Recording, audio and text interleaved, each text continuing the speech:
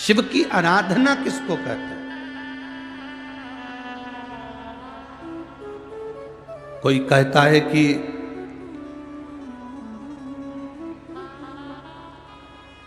क्यों भटक रहे हो, क्यों जा रहे हो यहां वहां। हम कहते हैं तुम भटको भी मत, कहीं मत जाओ। तुम्हारे घर के नजदीक में जो शंकर का शिवालय हो, तुम्हारे घर के नजदीक में जो शंकर का मंदिर हो, शिव मंदिर हो, शिवालय हो, उस शिवालय में जाकर एक लोटा जल प्रतिदिन चढ़ाना प्रारंभ करो।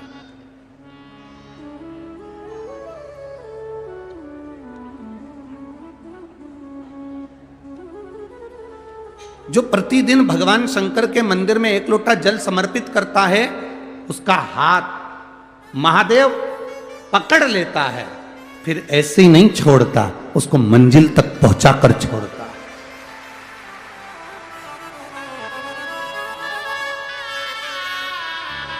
वो ऐसे ही नहीं छूट सकता।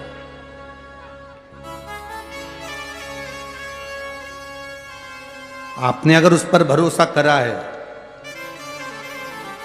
हां थोड़ा कष्ट हो सकता है, थोड़ी तकलीफें आ सकती है, थोड़ा दुख आ सकता है, जिंदगी में थोड़े थोड़े तकलीफें हर मनुष्य के जीवन में आती है। कोई संत, कोई साधु, कोई गुरु, कोई ब्राह्मण, कोई बहुत बहुत बड़ा महाराज भी अगर तुमको कह दे कि उसकी जिंदगी में दुख नहीं है, तो समझ लेना कि झूठ बोल रहा।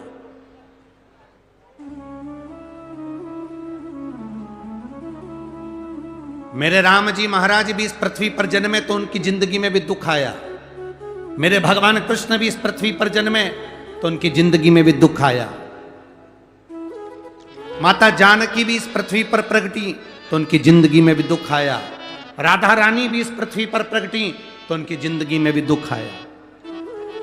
संसार में अगर जन्म लिया है, मृत्यु लोक में अगर तुम पैदा हुए हो, पृथ्वी पर अगर तुम आए हो, तो तुम्हारी जिंदगी में दुख ये नहीं कि नहीं आएगा।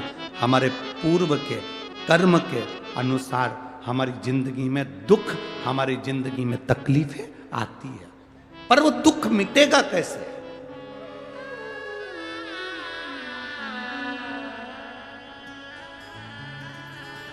राम जी का दुख कैसे मिटा था? राम पथ गमन में जहां जहां चलकर देखो, चलो आपके पास में है पंचवटी, आपके पास में नासिक लगा हुआ है, पंचवटी लगी हुई। ये कथा 19 तारीख को पूर्ण हो जाएगी। 21 तारीख को नासिक में माता गोदावरी के तट पर पंचवटी में 5 दिवसीय कार्तिक महीने में कथा लोगों को श्रवण करने के लिए भक्तों को मिल जाएगी। आपके नजदीक में लगी है पंचवटी, चलो जाओ। जितने